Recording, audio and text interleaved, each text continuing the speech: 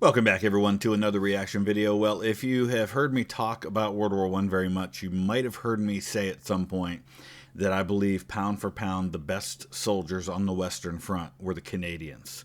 There's a lot of reasons why I feel that way, a lot of individual units, but also battle scenarios where I feel that way, particularly places like taking Passchendaele Ridge in fall of 1917, but also plugging the gap and maybe saving the line in April of 1915 during the Second Battle of Ypres after the first gas attack. Units like the Princess Patricias, who I think helped win the war because of their performance there.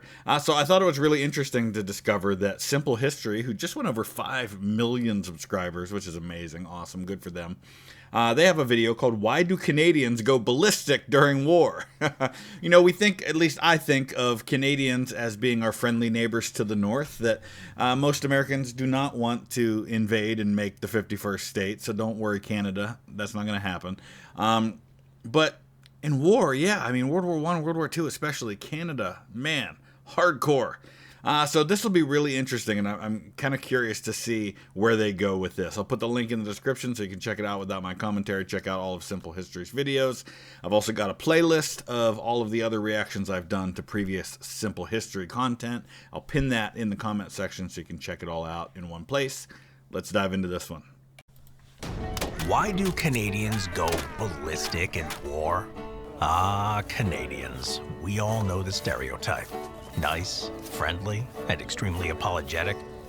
If you're fighting them, though, avoid them at all costs. Amen. Because, for some strange reason, these usually calm maple leaf lovers go absolutely ballistic when there's a war on. Trench raids. In World War I, the only thing scarier than going on a trench raid was to be on the receiving end of a Canadian one. Soon after their deployment, the Canucks earned a fearsome reputation as enthusiastic and innovative practitioners of this brutal art. To maximize stealth, they were known to blacken their faces and to wear thick rubber gloves. They also brought along with them a variety of handmade weapons to optimize their killing effectiveness, such as spiked clubs, knives, and brass knuckles, to allow them to take out enemies silently. Alternatively, pipe bombs and grenade catapults were used if they preferred to go in guns blazing. Pipe bombs and grenade catapults. Like I said, I mean, I don't know what else. I'm actually just going to look at the highlights of this here. Killing prisoners of war, Live and Let Die, Juno Beach, the Devils Brigade. Yeah, so it doesn't look like you're going to talk about this one. So in World War I, Second Battle of Ypres, it's the first use of poison gas on the Western Front. It's used by the Germans. They open a couple thousand canisters of gas and just kind of let the wind do its work. And there's a huge chunk, like a 4-kilometer chunk of the line that just disappears. It's mostly French, North African troops, I think from France, that retreat as one would under the threat of poison gas.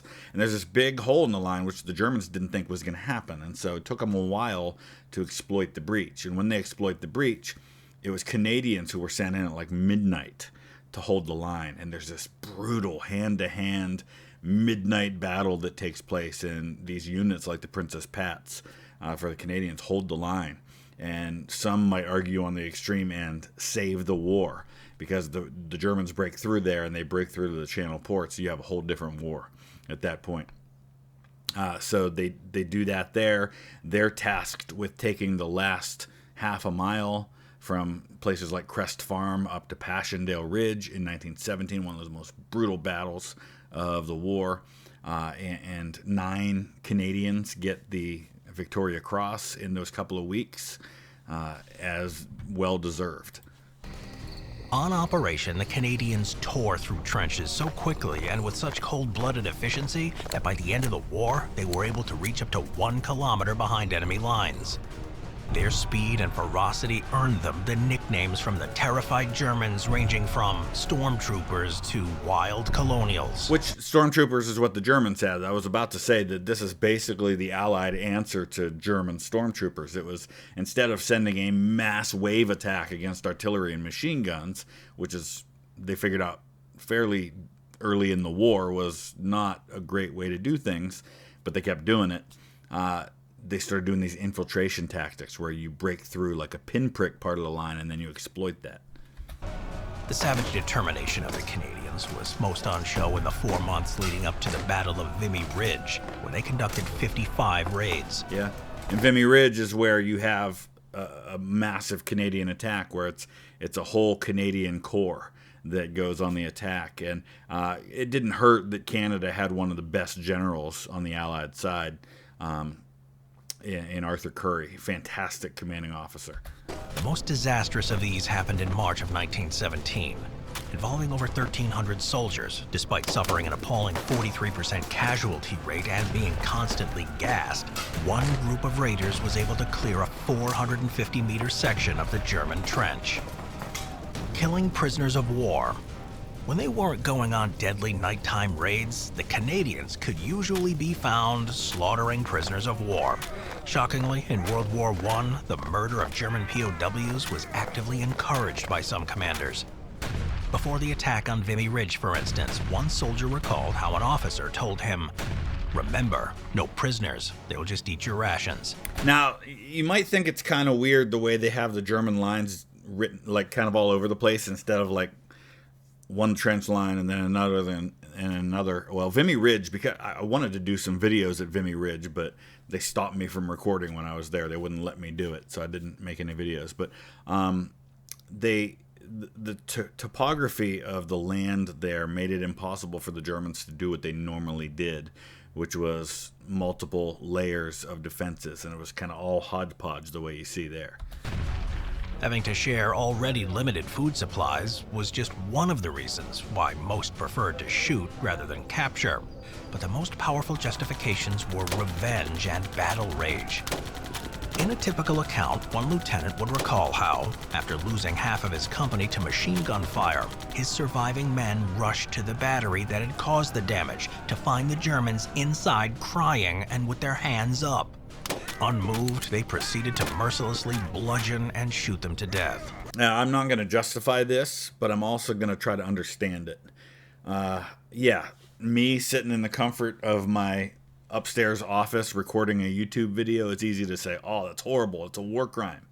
But at the same time, when you are on the front lines and you are seeing your buddies get killed and you're undergoing the strain and the stress of warfare, especially trench warfare and the brutal artillery that was going on, it's really hard to think clearly and think rationally in those moments. And so that's why this kind of stuff happens. Another would relate on one occasion, a German rushed to one of his comrades with a bayonet, but then chickened out and surrendered. In his own words, "Our boy would have none of it. He lunged at the German again and again, who each time lowered his arms and stopped the point of the bayonet with his bare hands." The German was screaming for mercy. Even if a surrendering German somehow survived his initial encounter with a wild colonial, his life was still in great danger. And let's be fair, this happened on both sides. It's not just the Canadians who were doing this kind of thing. In this regard, one veteran would remember how he once witnessed one of his fellow Canadians turn a German POW into red mist by dropping a live grenade into his greatcoat pocket. Live and let die. During World War I, soldiers carried out an unofficial live and let live policy. This was an unspoken agreement in which both sides agreed to only attack each other if ordered. The most famous example of this in action was the unofficial 1914 Christmas Day truce, in which thousands of combatants from both sides exchanged gifts. And we've done videos about this. I'm not going to spend a lot of time on the Christmas truce. It was all unofficial. It wasn't declared by anybody. And it depended very much on what part of the line you were on and who you were facing. If it was French troops facing against Prussians, probably not a Christmas truce happening there. But if you were dealing with other Germans and you were dealing with other members of the Entente, more likely that it happened. And it didn't just happen on Christmas Day. In some places, it lasted for as long as a week or more. Sang carols and mingled with each other for a few hours. The next year, though, the Canucks were on the front lines, and unlike their allies, live and let live was not in their vocabulary. Among their number were the troops of the 3rd Battalion, who were stationed in the Ypres salient on the Western Front. In the spirit of the previous year, voices from the opposing trench wished them a happy Christmas, and some of the friendlier Canucks returned the greetings. After a couple of minutes, men from both sides had raised their heads above the dugouts, and an older, whiskered man was invitingly waving a box of cigars. Moments later, Ypres was one of the places where this was very prominent and happened in 1914, but it didn't happen everywhere, and even in 1914 you had instances of guys popping their head up trying to start a truce and getting shot for it. a Canadian sergeant ruined Christmas by dispatching 2 Germans with his machine gun. Of course, this wouldn't be the last time the Germans of the Great War were tricked into a false sense of security by their heartless North American foe. In one particularly cruel episode, Canuck troops tossed tins of corned beef into a German trench. Then, when they heard their requests for more, they lobbed grenades at them instead. As the stories so far have illustrated, for some reason, Canadians went absolutely bananas in World War I. But why Now, were you they might look at this and think, well, wait. so angry? You see some of them wearing kilts, and you might say, well, wait, those are Canadians, not Scottish. Well, the Canadians, because a lot of Canadians at this point are still first-generation Canadians, a lot of them had come from the UK, you had like Highlander units even in the Canadian Army, and so you did have units that still dressed the way that some of these Scottish Highlander units did. Some historians have argued their ruthlessness was an emotional response to a battlefield rumor about the so-called crucified Canadian, an officer who was supposedly crucified to a barn door near Ypres. Others have speculated their thirst for revenge drew from their traumatic experience at the harrowing 1915 Second Battle of Ypres, during which Canadians took the brunt of the first ever German poison gas attack of the war. They didn't, though. It happened near St. Julien, and yes, there were Canadians there, but the Canadians did a lot of the fighting after the gas attack. Let's look a little bit deeper at this. Okay, I see what happened here. He's actually talking about the second gas attack, which happened like the following day, which is part of the larger Battle of St. Julien, and that was on the Royal Highlanders of Canada, who took the brunt of that. But that very first gas attack, which opened up, it was a 4-mile wide hole in the line, not 4 kilometers, which was counterattacked then by the Canadians to hold the line. And so then the Canadians were on the front lines, and so then they take the next gas attack that happens. The best explanation, however, may be the simple fact that Canadians were brutalized more than any others because they were always being placed in the first wave of attacks. Juno Beach. By the close of the Great War, the Canadians had gone from a relatively unknown fighting force to one of the planet's most feared and respected military outfits. Amen. It was with this hard-earned reputation that they would enter the killing fields of World War II to face off against a German army reinforced by elite units with a strangely familiar name, Stormtroopers. On June 6, 1944, the Canadians reminded everyone of their elite status when they pulled off what's considered one of the most tactically successful operations of D-Day. Yep. Their objective was to storm Juno Beach and then seize the cities of Caen and Bayeux with 14,000 soldiers and 1,000 paratroopers. During the first wave, 3,000 lion-hearted Canadians rushed towards German pillboxes. Yeah, and one of the Canadians who was in that landing at Juno Beach was, I think James Doohan is his name, the guy who played Scotty in the original Star Trek, and actually had a finger shot off during the war. And if you watch Star Trek, there's a few times you can see the missing half of his finger that was shot off. Taking heavy casualties. They were then followed in by tanks, which obliterated most of the German beach defenses, allowing infantrymen to swarm in and begin close-quarters fighting. Impressively, it took them less than 2 hours to secure their first route off the beach at the small town of Courcelles. By the end of the day, Courcelles-sur-Mer, Saint-Aubin-sur-Mer, and Colombiers-sur-Soleil had all fallen, and the tank regiment of the 1st Hussars were at the Caen-Bayeux highway intersection, making them the only Allied unit on D-Day to actually reach their final objective. The Devils Brigade. In World War II, the Canadians distinguished themselves not only as dependable infantrymen, but also as skilled commandos in a joint American-Canadian unit called the 1st Special Service Force, better known as the Devils Brigade, or the Black Devils. The Devils Brigade was formed in June 1942 and had only accepted individuals into its ranks who were already well acquainted with survival and the outdoors. As a result, former skiers, parachutists, hunters, lumberjacks, trappers, and game wardens made up the majority of its personnel. These hard and rugged men were transformed into killing machines via a brutal training regime that involved 100-mile speed marches and specialist training with all sorts of weapons, explosives, and vehicles. To strike fear into their enemies' hearts on the battlefield, they placed a calling card on the dead, emblazoned with the phrase, "The worst is yet to come."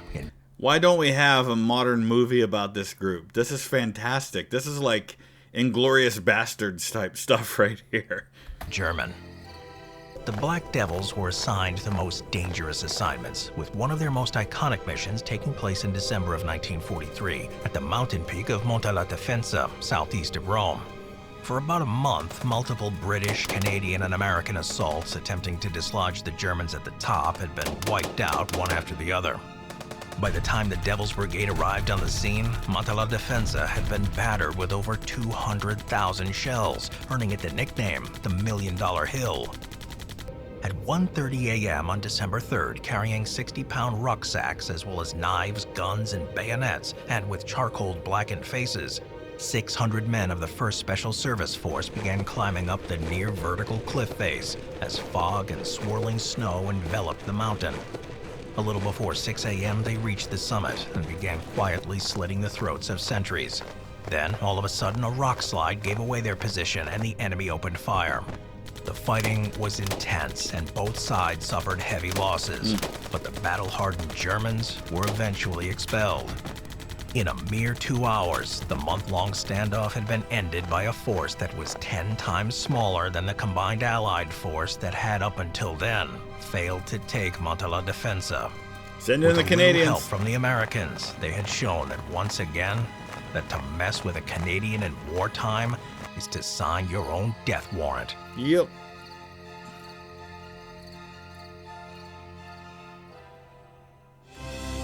All right, that was good. I enjoyed that. I would love to hear, especially from our Canadian friends, tell me more about why you guys are so hardcore when it comes to war. And share some more stories. What are some other examples of this from history? Use the comment section below. Thanks for watching.